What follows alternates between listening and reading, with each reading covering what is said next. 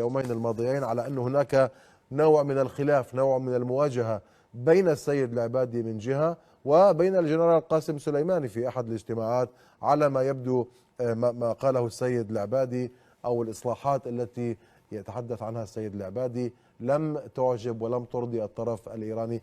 إلى أي مدى يمكن الحديث عن وجود خلاف بين السيد العبادي وطهران في هذه المرحلة؟ أنا لا أصدق بهذه التسريبات نهائيا.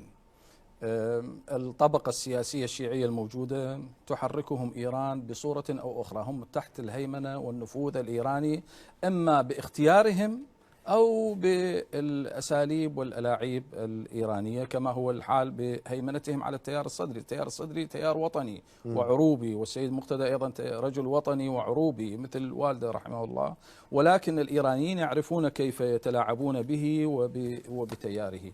وبالتالي أنا لا أثق كثيرا بمثل هذه التسريبات، ولكني متفائل جدا.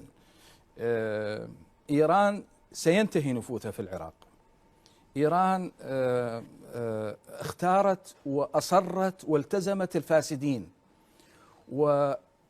وأتصور أن صدام حسين 8 سنوات قاتل إيران، ولم يكن يقاتلهم بالسلاح فقط، وإنما الإعلام والمدرسة والمسجد ولكنه لم يستطع زراعة كراهية إيران في نفوس العراقيين.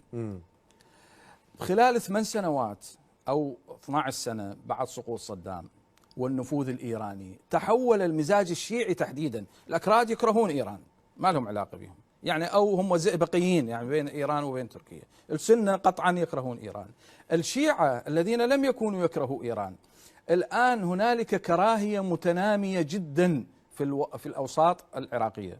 تمزيق صور خامنئي، الهتافات ضد إيران، هذه البداية، هذا رأس جبل الجليد. القادم أعظم، القادم يخشى منه. أنا أتوقع أنه لا يستطيع زائر إيراني أن يصل إلى العراق. سوف يقضى على شيء اسمه نفوذ إيراني.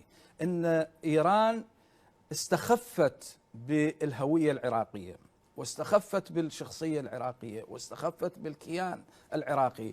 البصرة ملئت بصور خامنئي، وبغداد ملئت بصور خامنئي، وكأن هنالك ثأر. حتى في تكريت نشروا صور خميني وخامنئي. هذا تحدي، يعني حتى قبور الأموات يستفزها هذا الأمر. مثلا